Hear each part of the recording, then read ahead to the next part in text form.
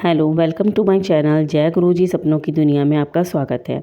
मौन रहना उचित है या अनुचित, आज हम इस विषय में बात करेंगे। आप सभी ने अपने जीवन में एक कहावत तो सुनी ही होगी, एक चुप 100 को हराए, एक चुप 100 को सुख दे जाए। अब इसलिए कई बार हम चुप रह जाते हैं। मौन रह जाना, क्योंकि यह सच है कि एक मूर्ख व्यक्ति के सामने चुप रहने से अच्छा उत्तर और कुछ भी नहीं हो सकता।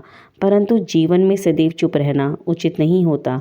गीता में कहा गया है, जहाँ पाप का बल बढ़ रहा हो, जहाँ छल कपट हो रहा हो, वहाँ मौन रहने से ज़्यादा गंभीर अपराध कुछ भी नहीं हो सकता।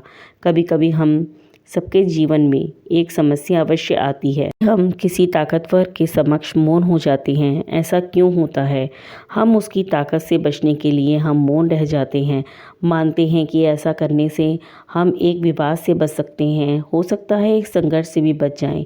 परंतु ऐसा बचाव कभी ना कभी एक संघर्ष को जन्म देता है। हमारा मौन रहना अनजाने में उस व्यक्ति का समर्थन बन जाता है और वह अपने आप को और भी अधिक शक्तिशाली महसूस करने लगता है। यहीं से हमारा दमन प्रारंभ होता है। हम उस व्यक्ति के अन्याय को सहन करते चले जाते हैं, जो आगे जाकर बहुत बड़े टकराव का कारण बनता है।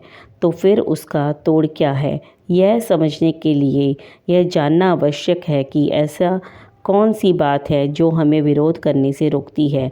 यह सामने वाले की शक्ति तो नहीं हो सकती, यह तो हमारा खुद का डर होता है, जो हमें मौन रहने पर विवश करता है। क्या हम मन से डर को निकाल सकते हैं, अन्याय का विरोध नहीं कर सकते? यहीं से हमारा दमन प्रारंभ होता है। हम उस व्यक्ति के अन्याय को सहन करते चले जाते हैं, जो आगे जाकर बहुत बड़े टकराव का कारण बनता है।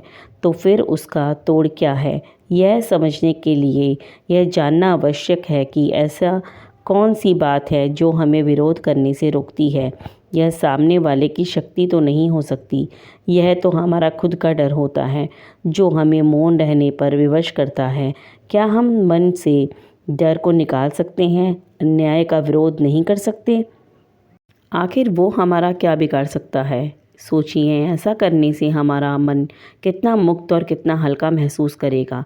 गीता में भी भगवान श्री कृष्ण ने कहा है, अन्याय सहना अन्याय करने से ज़्यादा बड़ा पाप है। आज समाज में यही तो हो रहा है, जहाँ विरोध करना चाहिए वहाँ कोई बोलता नहीं है। कोई बलशाली व्यक्ति कुछ भी गलत करता है तो हमारे सामने विरोध करता है, तो हमारी हिम्मत ही नहीं होती कि इस पल हम कमज़ोर पड़ जाते हैं। दूसरी ओर हम बोलते चले जाते हैं जहाँ बोलने की कोई आवश्यकता नहीं होती, और अन्याय होता देखकर चुपचाप वहाँ से निकल जाते हैं। क्या हम निरंतर अपराध के भागीदारी नहीं बन रहे? विचार करके देखिए, इतिहास साक्षी है, पापियों की उदारता ने हानि नहीं पहुंचाई जितना कि सज्जनों के मौन ने पहुंचाई है। यदि कोई मूर्ख बोल रहा हो तो मौन रहना उचित है, परंतु यदि कोई छल कर रहा हो, अपराध कर रहा हो, तो उठिए और विरोध कीजिए। आपके लिए ना सही, आने वाली पीढ़ियों के लिए यह मौन घातक सिद्ध हो सकता है।